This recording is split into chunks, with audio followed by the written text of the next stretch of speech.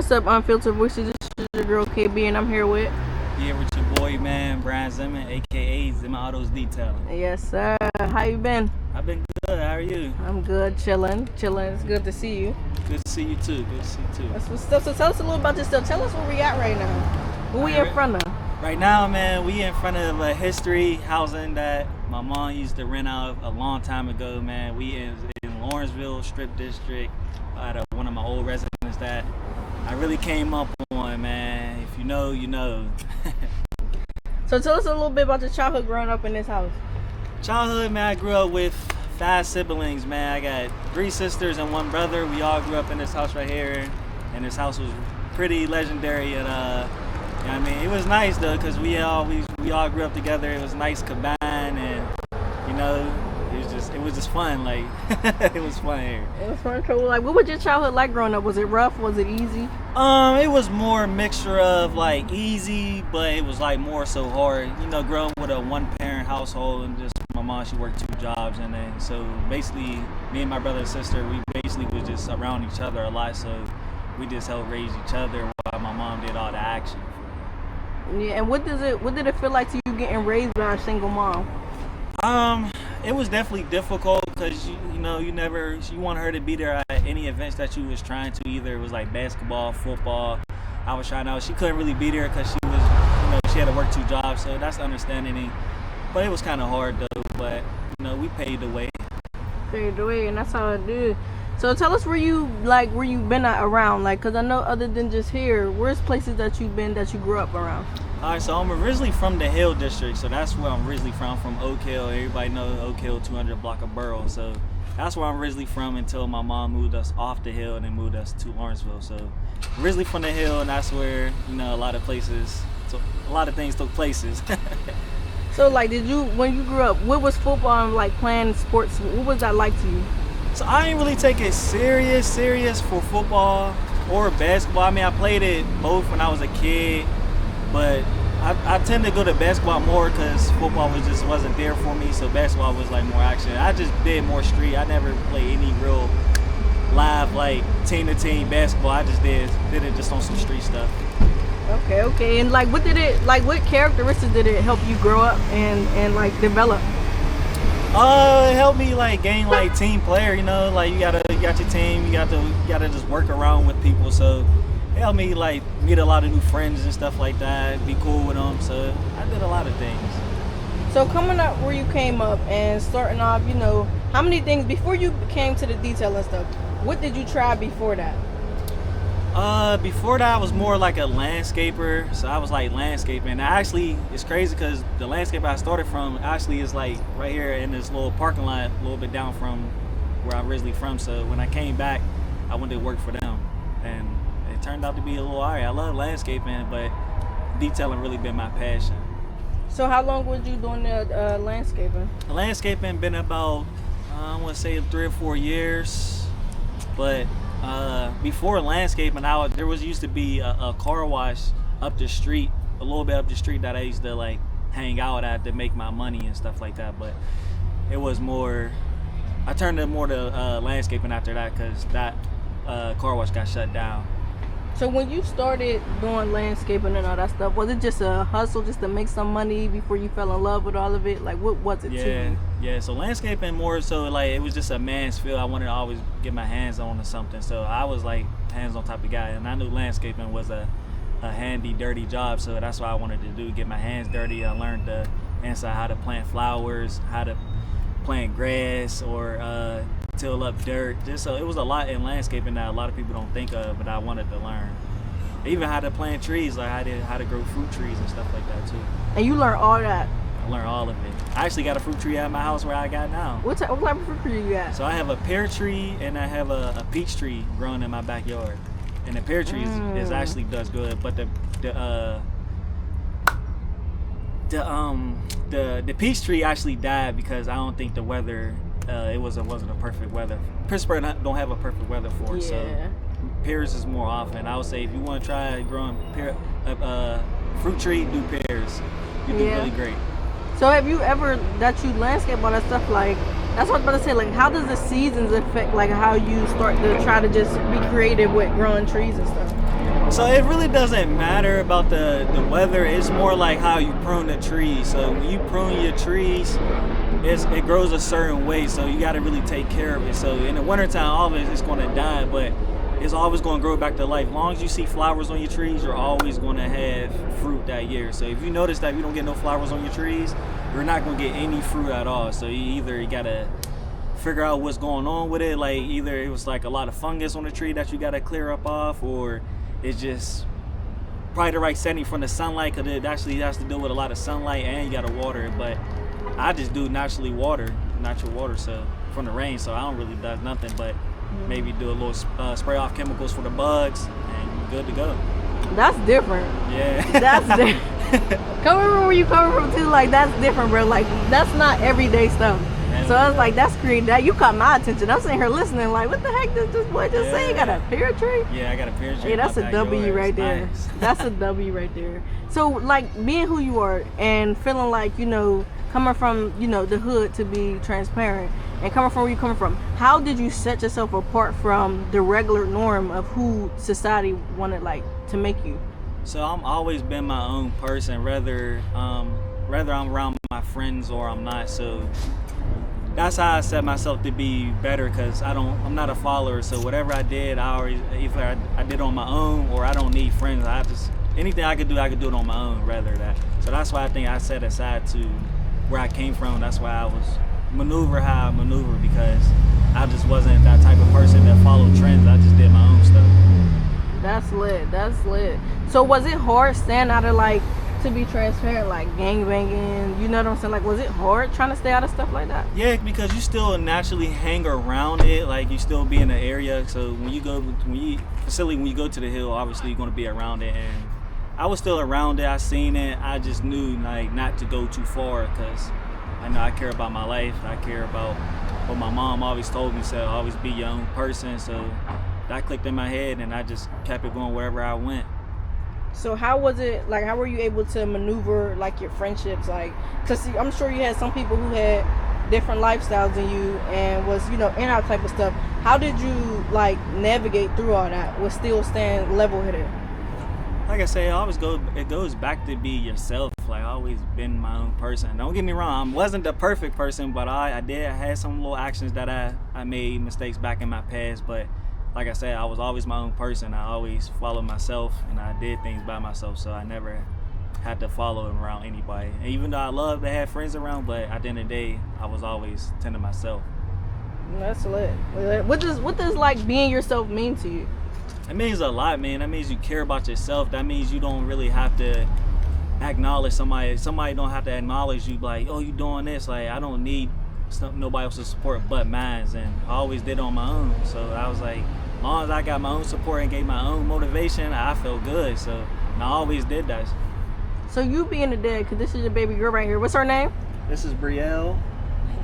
Brielle. Yeah. So, like, you know, coming up, and you know what I'm saying, like a lot of men want boys, a lot of men just want kids. Like, growing up, how did your daughter shape you when you first laid your eyes on her? Man, I'm not gonna lie, it didn't hit me hard for my first child. It hit me on my second one. So my first one, more like I was still being myself. Like, I was like, oh, I got one kid. I mean, it's pretty cool. But when I learned I had a second daughter, then I know that God was telling me something, like, you know, I'm setting you up something you just not recognizing. And I was like, all right, he's telling me how to treat women now. So it was like, when I look at my daughter, I look like I don't want her to go through the stuff that I put a lot of women through. So when I look at them, I'm gonna have to try to raise them the right way, the best way I can. So it helped really shape it, man. Like I said, my daughter is really my motivation right here, man. She knows it. That's W. So, like, you're a girl dad. Girl dad. And I also have another girl on the way. You got another girl on the way. Another girl. So how many you got all together? I'll have 3 girls. 3 girls. Yeah. Okay, Kobe Bryant. 3 girls. Okay, Kobe Bryant. Nah, I'm joking with you. But on some real stuff, like, so, like, being a dad and you know, trying to maneuver and try to come into new stuff, is this how you came into, like, oh, I gotta really do something? Yeah, it was more so, it was before, yeah, it was after, it was actually when I came back from Atlanta. That's when I knew, I was like, yeah, I gotta step it up. Because when I had my first daughter, I was like, yeah, I gotta do something that I want to do, and I wanted to be my own boss. And I always had that at the back of my head whenever I work any type of jobs. Like, never like honestly being like somebody telling me what to do, but I don't mind it. But I was like in the back of my head, I'm like, I got to do my own thing, set my own schedule. So as you was coming into entrepreneurship, what did it mean to you? How did you start to level out your work? As in, like, how did you start to write it down and put it as a mindset? How did you discover into that? It was really just a process. Like, I just never gave up. I just searched around. Was like, it started as like I wanted to make extra money on the side. I was already cleaning cars for a company called Corvana, so I just wanted to make extra money, and I just kept thinking like, how can I make extra money? And I just noticed that I never seen nobody does mobile. At the time, I didn't think nobody does mobile detailing until you actually get in the field. So when I got in the field, I'm like, oh, it's just other people. But what set me aside from other mobile detailer is my work ethic. I think I go really hard, man. And I like to be, I'm a people person, so everybody knows me, I give off good energy. Yeah, definitely give out good energy.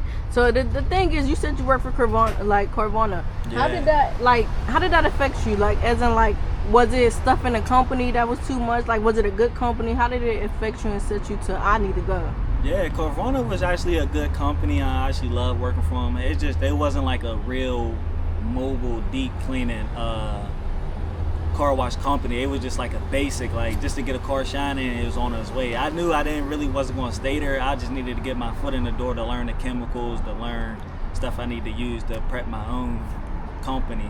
So that's why I went to them. It wasn't the best company, but it showed me something. Yeah, no, that's the start. So is that what really started you? Like, oh, like I could take this farther than here. Like, is that what started you? Yeah, actually it did.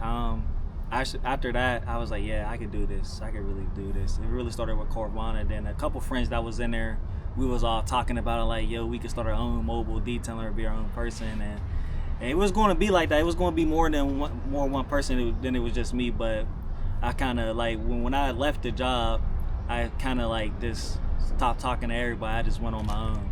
Okay. My own way. Okay, yeah, because sometimes paths is different. Yeah. So it's so definitely. So tell us a little bit about your business and how you invested into it. So it took a while. Like I said, like that first year wasn't the best year, but I kind of just started off with just trying to make my prices, trying to figure out what all that I can use to really start setting it up. But that first year it was more so like just to build a clientele, and I had to set the prices. Once I did that, it was pretty smooth because I was like, my prices was like skyrocket low, but I didn't have the products or the chemicals or the top notch quality that I needed to do. That's why I had it at a lower rate. But as I kept progressing and I kept looking up YouTube videos and going through mentors, I actually have a mentor in the auto detailing that I look up to. He set me up a lot of stuff, and also schooling. There's also like a 2-day school that helps you learn paint correction and ceramic coatings, and if you go through that, you should be good because everything else is like basic. Yeah, that's lit for real. So like, whenever you started to get serious and started to actually invest into car detailing, like, what was your mindset? Like, have you ever had failures where you was like, dang, like, this is not it happens every time. Like, when you're not getting a lot of customers or nobody's not following your work, you definitely get downgraded a little bit. You think like, oh, this ain't the move. But honestly, I use that as motivation, and I was like, nah, I'm just gonna keep it going. Like, maybe this ain't the year, but next year might be it. And as long as every year you just don't give up and just keep going, I'm telling you, it's going to pay off in the long run. And that's what it did for me. Like, in the first 2 years, I didn't really see no profit. I was just gaining stuff just to get by to pay bills, and that's what it was. And I was like, all right, at least it's paying the bills, so I'm good with that. So I'm just going to keep going. So it didn't really start hitting its peak until like my 3rd year, and I'm only coming on my 5th year of detailing. So my 3rd year was probably like my best year. So the 3rd year was your best year. Yeah, so like, as in it being your best year, like, when did you notice like, oh, this is about to really take off? When I started getting like little high-end clients. Like, my first clients was my first Stiller player. When I first got him, that's where I felt like, I'm like, oh yeah, this gonna take off, because once he took my business card and he passed it around. I'm like, oh, all right. Then it started like, okay, now they starting to hit me up, and then I'm starting to lock them in and stuff like that. So it was good, bro. That's lit for real. So as you start to work with these high-end people, like what did it feel like to you? Like, did it feel surreal? Yeah, actually, it felt like it was a dream, because it's like everybody, if you know me, you know where I came from, how far I have changed. So it's like when I got to where I am now and I'm starting to detail high-end cars, I'm like, oh, this is crazy. Like, this is where it's at now. Like, and I just kept it going. Like, I didn't stop. As long as when I got them, I just kept going to more people. It ain't just Stillers, it's just people all around. Like, just get your work out there, man. I'm telling you, just keep pushing your work. You're gonna take off soon. Heck shit, that's W advice too. Yeah. For sure. So like, whenever you do these, like, what's the most exotic car you ever seen working with? Damn, see, it's I would say the Lamb truck is the best exotic car that I did, was a Lamb truck. Any other, yeah, because G-Wagons are starting to be like modern day. Everybody got G-Wagons, but Lamb trucks you rarely see. But I think that's like one of my best exotic cars that I did. Have you ever ran into a car that was like, you was like, oh, this is my dream car, like, this is the car I want? Ah, man, it's a lot of them, because I really love cars, so I can't really say. I think a S580 is a Mercedes-Benz, and those cars is really luxurious. Like, if you look at them, the massage seats, them is crazy. I actually did one too. I did a all white one. It was nice. All white? Yeah, it was all white. All white, Jones, man. With the cream interior, it was mean. That's crazy. So that's like, crazy. That's a car you was like, yeah, I'll definitely take it. Yeah, because if I feel like if I could grab that car, I could definitely get it, because you want a definitely luxurious car. Like, that's the car I would get. That's lit for real. Like, I'm not gonna lie, because like, you know, I ask people about the dream cars a lot. So the fact that you actually work on cars and you ran into something that you're like, this can be one of them, because like you said, you like multiple. Yeah. You know what I'm saying? So for you to run into at least one of them while doing something you love doing, yeah. And like, does that motivate you? Yeah. It motivates you a lot, because like I said, it ain't always about, like, you can actually get the car. It's just how you manage yourself. Like, if you can manage yourself, you can get the car. And I know I can get it, but it's going to take time. I'd rather put money in somewhere else right now, and that's going to come later down the line when I really feel like I could just drop a bag and go get it. I'll go get it, but right now that ain't the focus of. But it's definitely on that bucket list. It's on that bucket list. Yeah, it's on that bucket list. So as you came into coming in, as you talk about a bucket list, I love bucket list. So like, when you come into your bucket list, are you almost close to checking off half the things you want to do in your life, or done did in your life? No, not yet. It's almost there. It's probably like 50%. I'm like halfway there. That's good. There, but I'm still there. I got some things I still want to knock off. And some things? Yeah, I still got some things. Travel is my most thing I want to do, is travel. Where's the place you want to travel the most? Bora Bora. Me too. That's crazy. Bora Bora. I would love to see that. Or like Dubai, somewhere where it's nice and crazy. And there's a lot of exotic cars in Dubai. Oh, and when I go down there, I just want to see all the fancy cars, because they got like Boreas, like they got crazy cars that you don't think of that's up here, like a lot of exotics. So that's where I want to go. Yeah, I'm with you on that one. They do got some cars that America hasn't even touched yet. Nah, they ain't even touched down over here. They're not even allowed over here. That's how crazy it is. That's a good place. That's definitely one of my favorite places to go. So as you detail the high end of the people and stuff like that, like, what's your goal? Like, what do you want them to, like, when they come in, what you want them to know as your character and as your business stuff?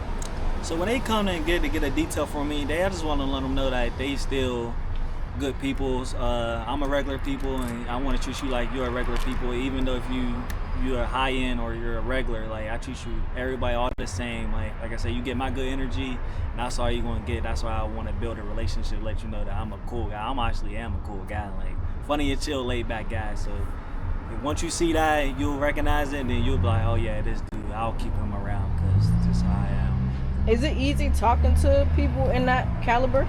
Yeah, cause you don't have to say much. You know, just keep it basic. Like, you don't always have to like talk sports or talk like about their job that they do. Just keep it like, ask them how they doing. Like, even if they had like a good birthday come up, like he was like, hey yo, how was your birthday weekend? Was it lit? Like you keep it stuff like that. That's what they want to hear. They don't want to always talk sports because they deal with it all day, every day. So if you can keep that minimized and just keep just ask regular questions. Even if you have a question, just ask a minimal question. Like that ain't gonna keep him from going like, oh man, I ain't trying to talk about that right now.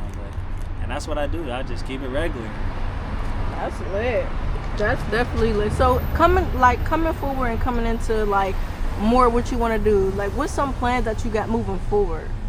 Moving forward, I also want to like browse a little bit away from just doing cars. I'm trying to look into doing boats, pressure washing houses, sidewalks, driveways. Like there's a lot of stuff you can do. I'm gonna just try to add on a couple more things than just cars. So for the most part, you are mobile. So that means you drive to whoever you need to wash. Yeah, anywhere I go, I don't mind the drive. I'm going. Where's the farthest you drove out? The farthest I drove out, between Westford and Cranberry. Those like the farthest that I really go. I haven't really went too far out. I put a lot of business cards out as I was like working for like a business, like a little Amazon flex job. I just try to slide my little business card in one of these mailboxes out, like West Virginia or anything outside of PA, Pittsburgh. I try to just put my business cards. So you still kind of work a regular 9 to 5. Yeah. So tell us a little bit about that. So the 9 to 5 that I work is really a cleaning company that I work on the North Shore. Just clean a building in there, and that's what I just do on a regular basis. If I'm not detailing, I'll do that for surely. 100%. So as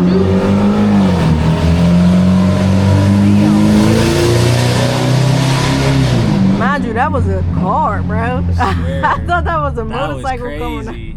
That was crazy. He was pushing that thing. He was pushing that thing. He said when he got a wheel, make it wave, hey, man. He making it wave. He making it wave. I ain't even mad at him, man. Like, get to where you need to be, man. Hey, yeah, for sure. But like, so you coming up and stuff like that, and you know what I'm saying, you having a 9 to 5. Does it like, are you trying to make detailing your full blown like everything? Yeah. I do want to go full time with the mobile detailing, but like I said, some days you're gonna have your down days where you don't even make $1. So, me personally, I just can't sit still and just not be in the house all day and not make $1. So, I gotta have at least a steady income whenever detailing's not there. But what's the craziest house you ever seen? Oh man, you got him with that one. Oh man.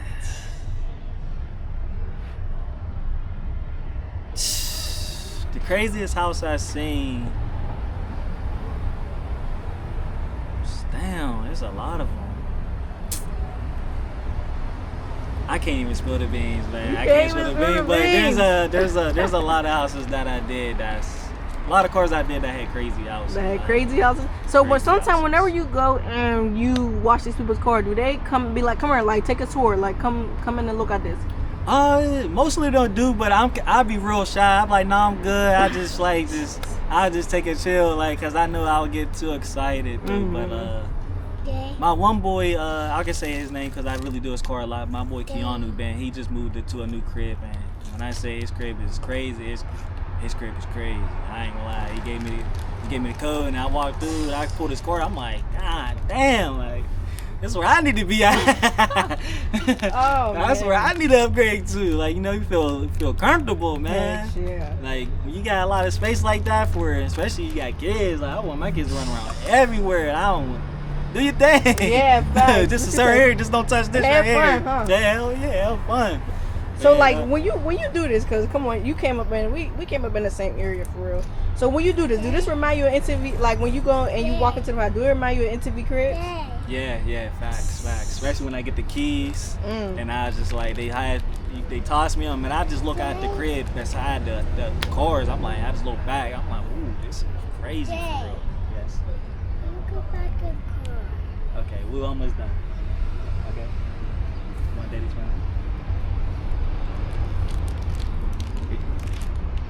Thank you.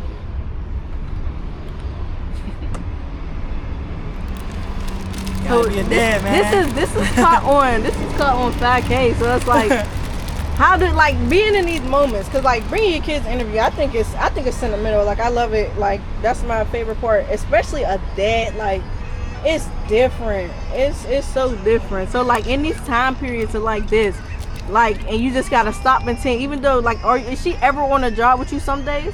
Yes, no, she never came out with me to do a job, but she's always outside. If I'm working outside the crib, she's always outside beside me. Like she'll even like try to wash the wheels for me or wash the car for me, and I just be laughing because they know that they think that's my only job. So she like earlier today when I was fishing, she was like, "Daddy, you washing cars?" I'm like, "No, I'm not washing cars today. I'm just fishing." And she was like, "It's just funny how they just catch on to things." But man, this Father's thing is a non-stop. So if I wanted to take her with me to let her know that she don't even know about this crib. So this is her first time even here seeing it. So I'm gonna tell her about it, like let her drive through the show, everything that I went through around this whole house, man. So is that something you want to do? Like you want to like you said, you want to take her around? Like that's something you want to do for like all of your kids? Like would you ever create like a tape? Because I see a lot of this on like movies. Would you ever create a tape where you're like talking to your kids and you're driving around like this is where Daddy's from? Like, I honestly wanted to do that. Like, honestly, definitely wanted to do that, especially when especially where we come from, man. Yeah. It was. You look at the projects up there, you be like, dang, this is where I came from. Then you see how far you made it, like you never gave up, and you just kept going, you kept going, you kept going. Even all the setbacks that you went through, we all went through a lot of setbacks. Even I went through a lot of setbacks, but to see how far I came, to look back to say I'm not living over there, it's like, I don't know, I felt good. Even though there's more to it, there's more I want to keep going, because I know where I'm at. It's just a point there. That's really just setting the tone. I know I'm about to get something way bigger than that where I'm at. But we're gonna get there. We're gonna get there. You want a son? Nah, I don't know, man. I don't know. I would love to have a son. If it's there, it's there. But I'll say whatever, man. Honestly, a healthy kid is better than anything. So whether it's a boy or a girl, I said whatever. Yeah. Whatever God got set for me. So that's another thing I was going to touch on, because I touch on that on this podcast also. As you talk about God, what does God mean to you throughout your lifetime? So I wasn't really, a long time ago, it's a funny question because my nana used to have me in church and all the time and stuff like that, but I never really paid attention or took it serious until this year I got baptized this year. I actually got baptized this year. I just got back into getting back to my religion to where I started from was a Christian, and I was like learning about God, just give all my faith to Him, and anything I was going through, I just go to Him for all my answers, my questions, and just my prayers from day to day. And it helped me a lot. For a lot of people don't know, but you should talk to God more than you want to talk to your friends and family, because God's gonna listen to you, He's gonna hear you out. And then whether He's gonna bless you or not, it's up to you, for real. It's really up to Him, I meant to say, but just talk to Him, man. So what made you, like, was there a certain situation where you was like, look, I gotta sit my life down and turn it over to God? Like, what brought you to this moment?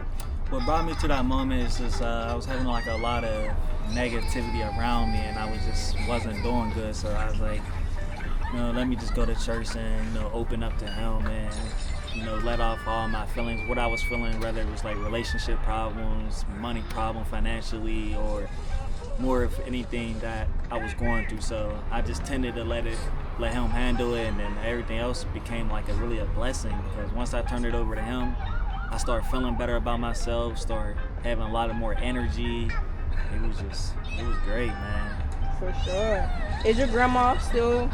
My nana's still around, yeah. So how does she play a part? Because I wanted to say the correct, you know what I'm saying? Yeah. How does she play a part in your God, like growing up and stuff like that? She plays a lot of part because she helps. As a kid, she was like making me read Bibles when I was younger, and I never even knew that until I got older. Like, oh, Will, I was reading this Bible when I was a kid, and they didn't even know, because like you said, when you a kid, you just being a kid. So when I actually got back into it and I started reading the Bible, I'm like, memories started coming back in my head. Like my nana used to read this to me every night, and that's where I was like, okay, this is where I needed to be. That's where a lot of things start happening. So I really thank my nana, because she really, put me in the church for real. Even though she wasn't the only one, my mom did too, but we only went to church with like, I would say like, it was like a holiday, like Easter's and stuff like that. It wasn't like every Sunday like how my Nana did. Nana took us every Sunday. Grandmas are important, man. Yeah, they are. The grandmas are so They set important. the tone. She really shaped me for my mannerism for real. Like my yes ma'am, no ma'am. I really learned that from her because she always told us like whenever I talk to you, say no ma'am, you say yes sir or no sir. And once you say that, they know that you have got good manners. So growing up, like you grew up around your grandmother a lot. Yeah. I actually lived with her for a point in time when things were a little rough around the family. 100%. And like has there ever been a time in your life where it's like you're like, I'm in the darkest moment, like right in this moment, like it's just everything just feel like the worst is coming at me? I felt about that when there was a few times I always felt about that where either I lost my first crib or when I tore my Achilles, I was out of work. It was like a lot of dark moments, but like I said, even though I didn't know, but God was always with me through all those moments, and I never even thought about it, but I think that's who really helped me get to where I needed to be because, like I said, there was plenty of times I was ready to give up, ready to quit or be like, forget it, but then I just had that other mindset at the back of my head, like, nah, every day I wake up, it's like another day of a blessing to really just get to it, find your way, and it was like, I just stopped playing. Started really taking it serious, like I said, read your Bible and just start putting all that playtime to the side and just start focus on what you really wanted to do. And that's fair, and I appreciate you for sharing that. You know what I'm saying? Right. So, one second. So I appreciate, like I said, I appreciate you for sharing that. So, like pushing forward and stuff like that, and you coming out of them times, like how did it build character for you, especially tearing your Achilles? Yeah, it was like you said, like it builds a lot of character because it teaches you a lot of teaches you your patience. Like you gotta have a lot of patience with it. I have a lot of patience from that. From sitting at home all day when I couldn't move, do nothing, or go to work or go out hang with the friends. It just taught me a lot of patience. That's where a lot of this molded to myself. Like I don't care to be by myself. Like I'm cool. But it makes me build a lot of it built a lot of character for me. It made me strong for real, man.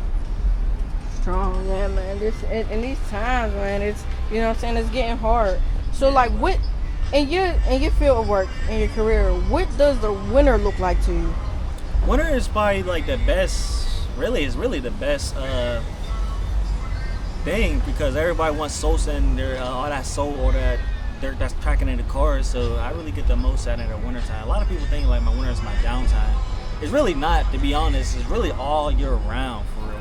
Like rather now, I work out in the weather, so depending on the weather, how it is, if it's like below 20, I tend not to really come out. But as long as I got my hand warmers, ain't nothing stopping me from coming out. I'm good. Like, I'm working in any weather and I'm outside. If you're not there, I'm there. So really, winter is like my best, but fall is really my best because I love that fall weather. It's that cool breeze and it's not that too hot. So I like when cars get their car washed in the fall because I feel like it lasts longer. Yeah, it do get that breeze. Yeah, you get that breeze, you get that cool breeze. Yeah, it's definitely fire because I've been watching somebody do a little detailing themselves.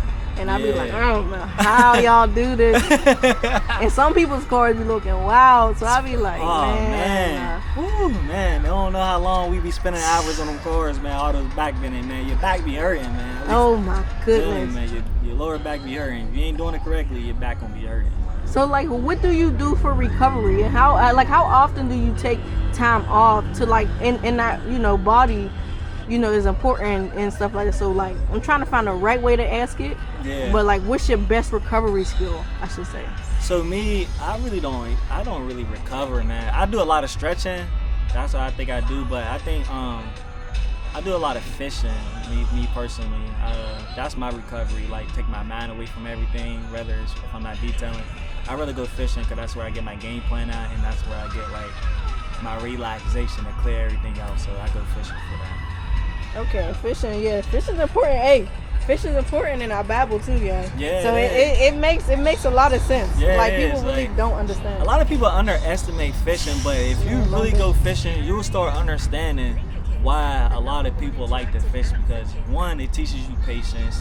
Two, it teaches you like just it helps you clear your mind. Three is just it's just fun. It's a fun thing to do. It's like a lot of people don't like to do it, but if you're scared to get your hands dirty, then that ain't for you. It ain't for you. It ain't for you. I like fishing, bro. That's my spot. I don't hear a lot of people say that, so That's my I thing. don't see. I would enjoy fishing. I know I would, Yeah. but I don't hear a lot of people be like, "Yeah, I'm about to go fishing." Like, Yeah. like I said, if I ever find a group of people who be like, "Girl, let's go fish," I would make that Yeah. like at least every 2-week thing, like where we all just get together and just go sit in peace. That's what I try to do. That's where, as you get older, you try to like steer you away from like bars and stuff like that, around negative crowds. And that's what I like to do. I don't want to be around negative crowd or go to the park because I'm moving a little bit differently. I'd rather be around my kids, or like I said, I'd rather go fishing. So that's where I'm at. So like, will you ever like? Cause you said sometimes you do it in front of your house, sometimes you go to them. Will you ever like post up and shop, like post shop? So basically, were you just standing around and you waiting for people to come to you? Basically, will you ever do that? Yeah, I was. Hopefully, if it gets there, I could be able to like get my own shop, set up shop somewhere where I could be like anybody could pull up for whether they could pull up, or I could be there and then be heading out like, all right, let me go to this crib. Yeah, eventually it's going to get there. Like I said, it takes time, and you got to build you just got to have a lot of clientele, and then you got to, like I say, you got to be financially right. So whenever you're moving in that direction, just make sure you're going in with the right eyes, because like I said, make sure your credit right, make sure your financial right, and I should be there. When you invested in your first what's that called? A pressure washer? Yeah, the pressure washer. My Yeah. bad. Definitely lost train of thought. So when you invested in that, like, was that your biggest investment out of everything? Nah, my biggest investment out of that is probably my vacuum extractor. Tell us a little bit about that. Vacuum extractor really helps you clean your seats. It's a heated extractor, water thing. Heat up water, and then it helps you extract all your seats, so it makes you really clean your seats. That was like my biggest purchase. Anybody can purchase a pressure washer. Pressure washer is really not that expensive, probably like $200. Rather, it depends on what PSI you're going for. Like mostly on the cars you want to use like 1800, or probably if you want to go a little higher, that's up to you. Like I said, my preference is 1800 because it's safe on the cars, won't scratch the paint or nothing like that. But your most expensive product it's going to be either your chemicals or the vacuum that you need. Yeah, like Your that's extractor, definitely I true. should say, your extractor vacuum you're going to need. Yeah, and it's a lot of it's time investing like in this stuff. So Yeah. I was like, let me get my boy up here and ask him about this, Appreciate because you, man. I'm intrigued, because Yeah. I see somebody do it almost, if not almost every day. Yeah. They do it here and there type of thing. Yeah. So I'm sitting here like, I would love to do it, but I'm like, at the same time, I'm like, it's really time consuming. Yeah, it is. And you gotta love it. Yeah, you gotta love it. You can't just say just any field. Whether if it's detailing, whether it's like hair, whether it's like, I like to tell a lot of people, like, you gotta stop thinking about the money you're gonna make. Think about your passion. Like, do you really love it? Because I ain't gonna lie, there's a lot of times I detail cars for the free. Like, I just love the detail. Like, it's a passion for me. I love to clean cars. I love to clean, period. It's just not cars. I'm just a clean type of dude. So that's why I like it. So that's why I say you gotta have the love for it, and the money's gonna come. Once you have the love for it and you really love it, the money's gonna come. So just don't think about the money. Just think about getting the job done.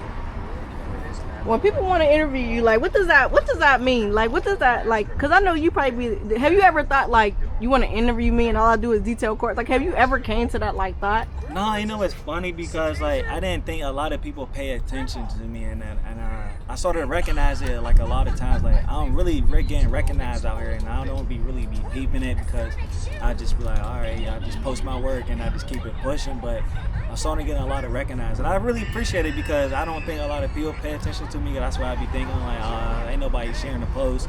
But people are watching, but they just not like watching as you think that they're watching, giving you the reaction. So they just watching from the distance. So that's letting me know that y'all watching me. Mm-hmm. So I appreciate it though. Yeah, I mean, y'all giving me motivation. Like, yo, keep going. I'm like, all right, let's get it. W. Feel me? So let me ask you a couple last questions. We almost done and stuff like that. Got you. So, you know, I always end my questions like this. So, what would you tell your younger self? My younger self, man, a lot of things, man. A lot of things. Like, always, first of all, always go with your gut feeling. And, my younger self, keep your head in the books, man. Always keep yourself reading. Always look for a positive thing to do. Don't fall into no negativity because it's easy to get sidetracked and you'll get in trouble. So my younger self, I would have probably told myself that, like, keep my head in the books and, you know, stay positive about anything you're trying to do. That's facts. That's W. And what would you say to the kids that's watching you today? Like the people you influence? My kids today is always work hard, man. Nothing comes handed to you, so you have to go get it, man. You have to put the work in. You have to just keep doing it, like keep grinding. Don't never let nobody say you can't do it because you can really do it. You just have to put your mindset to it and get. Definitely keep grinding and keep telling, you know what I'm saying? Yeah, for sure, man. Feel me? Like I said, keep your head up, man. Keep your head up. Mm-hmm. Keep your head up. What's one thing you think you accomplished so far as being a man? Being a man is doing manly things. Like I said, I'm still growing as to be a man. I still learn from day to day. I wouldn't say like I'm where I want to be, but I'm still learning. But what I can say is that I'm handling business. I'm taking care of my family. That's the most important thing. Either just my family, my regular family, my sisters, brothers, nieces, and nephews. I'm around everywhere, so I can say that I'm a really good role model to everybody that's around me. That's a W. That's a W. I thank you for coming out to Unfiltered Voices. You know what I'm saying? Like, it's a pleasure to have you. And, you know, the people that have been coming, you know, as I'm starting up, because I'm up and coming and stuff like that, you know, it's always a part two. You know what I'm saying? Always. So we definitely going to get a part two in here. And I appreciate you even, you know what I'm saying, coming out here and being like, look, let's do this. And being excited. Because you was excited about it. You was like, I know your brother and everything. So. Yeah, so hey, man, like I said, when I know people that reach out to me and want to do business, I'm always looking forward to do it with them. Like, I don't want to stir around like I said, I want you to get your content out and I get my content out and we work with each other. Like I said, man, it's all about building up each other, man. You want to work together, you gotta make it happen, man. We made it happen today, you know. Like I said, y'all came to my childhood home. Yes, y'all got to see where I grew up in. Like, this is crazy, man. Yeah, you brought your daughter with you, so she get to see this. And she probably don't understand it right now, but when she get her, she gonna be like, yo, my dad's a legend, yo. Yeah, like when she look back and you get on YouTube and she's like, oh, I was in a video. And I'm like, yeah, girl, you was there, baby. This is where legends is made, man. So I want to thank you, Unfiltered Voices. Thank you for tuning in. This is my boy, Brian. Go ahead, you can, you know, tell him who you is again. All right, man, like I said, man, my name is Brian. I own autos, Zenmon Autos Detailing. If you ever need a detail, man, hit me up on Instagram, Zenmon Auto Detail, LLC_ or Facebook, Brian Zemon, Zenmon. You can find me on there, man. W, man. W, Unfiltered Voices, man. We're checking out. It's your girl, KB, and we're out. See y'all.